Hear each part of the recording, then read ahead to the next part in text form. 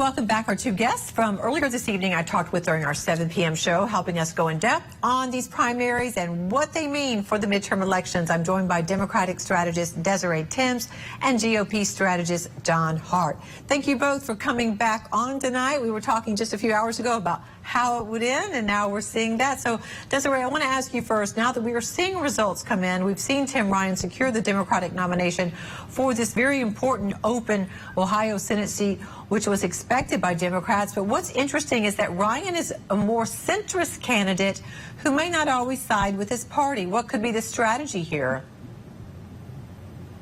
I think Congressman Tim Ryan is not only going to make a fantastic senator, because I think he's going to win the race.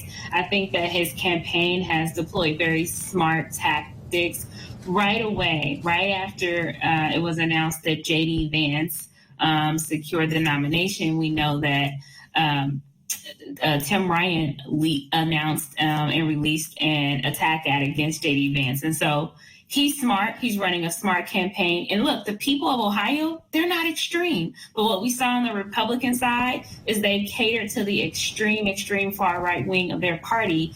And I guess to J.D. Vance's advantage, it worked. But for the vast majority of hardworking Ohioans in this state, they want a senator who's going to work for them, who's going to get the job done, who's going to be a partner to Senator Sherrod Brown, and who will deliver for Ohio. And that can only happen if the Ohioans come out to vote for Tim Ryan.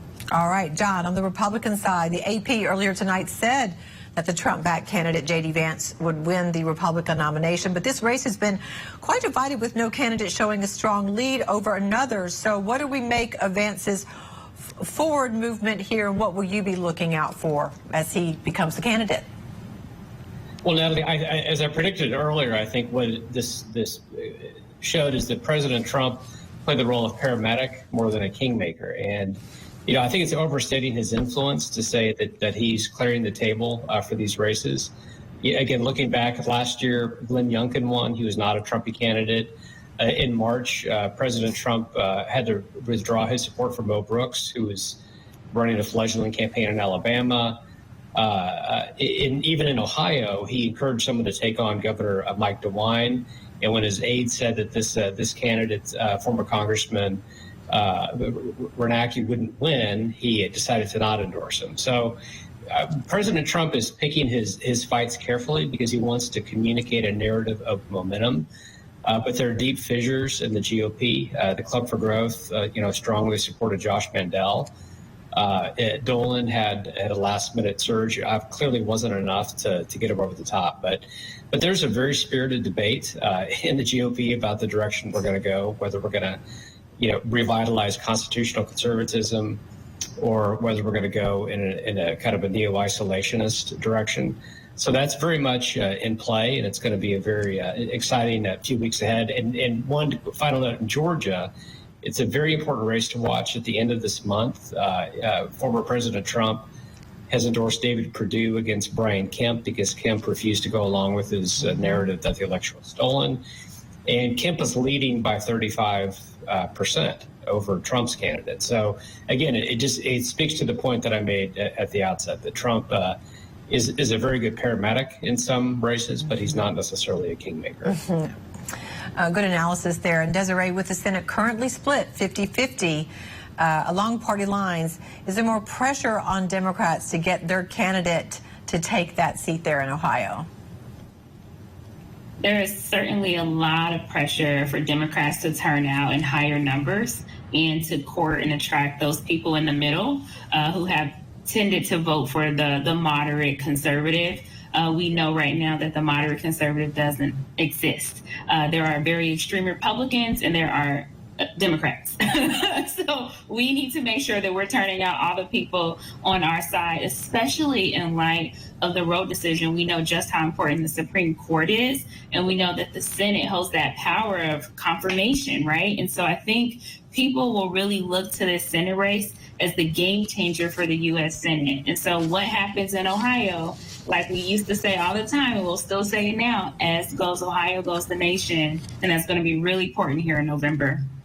Yeah, absolutely. Ohio is the one we're often watched. And John, on the other side, so what pressure is on Republicans to keep that Senate seat red, and what do you expect from J.D. Vance? Well, there's a lot of pressure, but there's going to be maybe 10 or 12 competitive seats. And I think the pressure on J.D. Vance is that he can't just speak to his base voters. I mean, that's why former President Trump lost, is that he really ran a base-only campaign against Joe Biden, and it didn't win him the race. So I think J.D. Vance, frankly, has to go back to what his principles were in 2016 and communicate to not just the Trump base, but to a broader section of voters. And to Desiree's point, I think there's a lot more diversity in American politics than we realize. On Twitter, you have 90% of the people dominate, 10% of the conversation. So there's, or rather 10% dominate 90%. And there's a lot of folks who have strong principles and convictions who tonally are just not as extreme as some of the candidates that are out there. So, it's going to be a good condition environment for the GOP with inflation, gas prices. That's very unfavorable to Democrats, but J.D. Vance will not do well if he simply repeats the Trump playbook that didn't work in 2020. There are a lot of issues on the table now. Add to it the current issue before the Supreme Court right now as well. So much to look at as we move forward. Thank you so much, both of you, for your insights. Political strategist Desiree Timms and John Hart. Please come back and see us.